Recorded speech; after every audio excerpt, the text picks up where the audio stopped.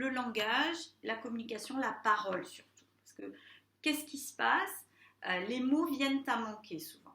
Alors, il y a 2 cas de figure qui vont peut-être pas être, qui vont pas être du tout les mêmes, c'est-à-dire soit la voie d'entrée dans la maladie est langagière, c'est-à-dire qu'on a une personne qui ne trouve plus ses mots, qui parle mal, c'est-à-dire quand elle s'exprime, elle oublie des mots, au niveau de la syntaxe, c'est plus comme avant, ou qui ne comprend pas ce qu'on lui dit. À ce moment-là, il faut tout de suite se dire que ce n'est pas forcément la mémoire, hein, mais le langage.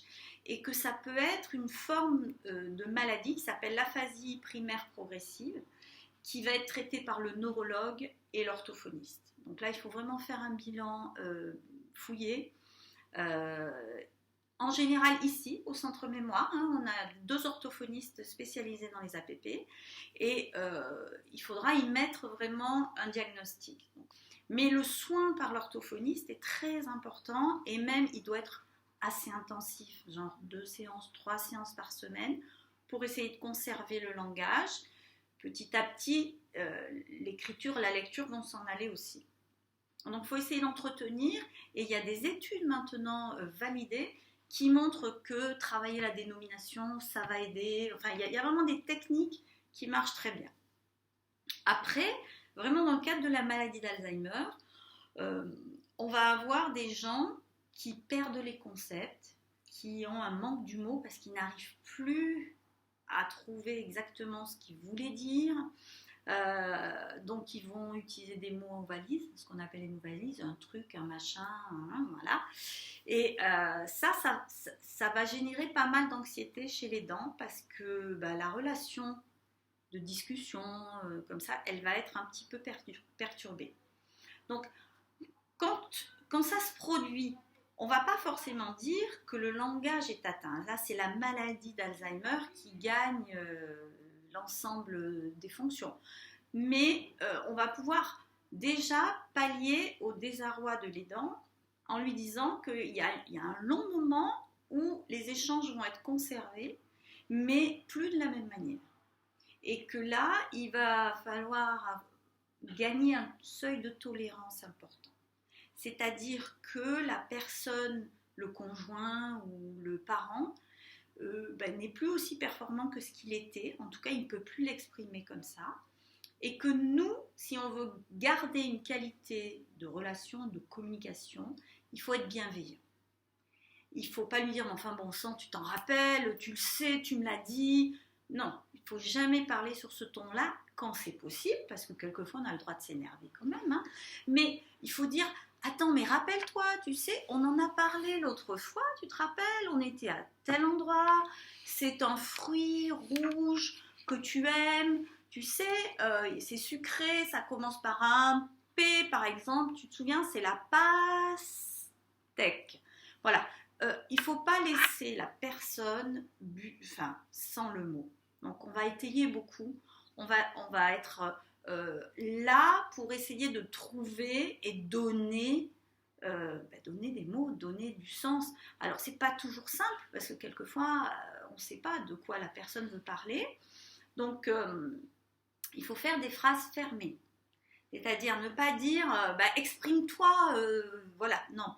Est-ce que tu me parles de quelque chose qui se mange? Est-ce que tu veux parler de quelque chose qui est dans la cuisine? Est-ce que ça s'est passé à la maison ou est-ce qu'on était dehors? Vous voyez, il faut cibler. Est-ce que c'est quelque chose que tu as vu à la télé? Parce que là, c'est pareil. Si la personne est devant la télé, qu'elle regarde une émission, que l'aidant n'est pas là, et que quand il revient, il veut parler, on va avoir beaucoup de mal à raccrocher les wagons. Donc il faut essayer de rester calme et de trouver un moyen de se reconnecter. C'est loin d'être simple, mais il va falloir accompagner la personne. Il faut se mettre à son niveau, il faut accepter de perdre la personnalité qu'il avait ou qu'elle avait avant. Ça disparaît petit à petit, mais la personne est toujours là à côté et elle a toujours envie de communiquer. Elle peut pas toujours. Donc en fait, le plus possible, donner un choix de réponse par oui ou par non. Vous voyez ? C'est ça les questions fermées. Essayez d'aborder des sujets plutôt concrets avec des supports visuels, c'est-à-dire soit vous avez, si la personne est habituée à lire le journal, soit vous avez le journal sous les yeux et vous essayez de discuter avec lui d'une photo, d'un article du journal. Essayez de trouver toujours des sujets qui l'intéressaient avant. Parce que si vous lui parlez de quelque chose qui n'a aucun intérêt, ça ne marchera pas. Vous pouvez aussi utiliser des magazines ou regarder une émission de télé qu'il appréciait avant. Je pense aux chiffres et aux lettres, aux émissions qui ont été beaucoup regardées. Il faut s'asseoir à côté et essayer d'échanger de manière concrète sur ce qui se passe dans l'écran en même temps que lui. Après, il y a quelque chose qui pose souvent problème, c'est les conversations en famille, c'est-à-dire quand il y a du monde. Quand il y a du monde, c'est moins facile et il faut vraiment penser à donner la parole à la personne qui ne va pas forcément la demander parce qu'elle sait qu'elle va être lente, qu'elle ne va pas trouver ses mots et que les gens autour vont s'impatienter. Donc, ce que je dis là pour les aidants, ça vaut aussi pour les proches. C'est-à-dire qu'il faut un bon niveau de bienveillance. Il faut écouter avec les oreilles, on va dire comme des éponges, prêtes à absorber et donner le temps à la personne de comprendre de quoi vous parlez et de formuler sa phrase. Éventuellement, lui donner la parole, lui dire qu'est-ce que tu en penses, est-ce que tu es d'accord, est-ce que tu voudrais dire quelque chose, mais vraiment l'inclure le plus possible dans les conversations.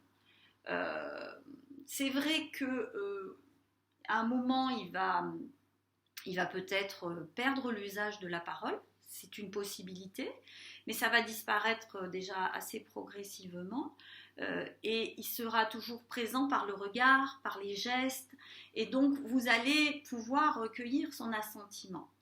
Après, vous pouvez aussi, par exemple, il y a des choses qui choquent beaucoup, c'est l'oubli des noms, des prénoms, de la famille, des enfants, des petits-enfants. Très vite et avant que la situation ne dégénère trop, il faut trier les photos, essayer de trouver des photos des enfants, des amis, mettre le nom et faire un album très simplifié. Éventuellement inclure la femme de ménage, l'infirmière, l'orthophoniste, le docteur, en faisant des cercles, tout ce qui est intime en premier, puis après les intervenants autour, de manière à ce qu'on puisse, éventuellement, si on ne peut pas dire le nom, on peut montrer sur l'image. Voilà, je pense que j'ai fait à peu près le tour de la question. Voilà, donc j'ai terminé. Je vous souhaite un bon programme Sidoma. Vous avez beaucoup de chance d'y participer. Peut-être à bientôt alors.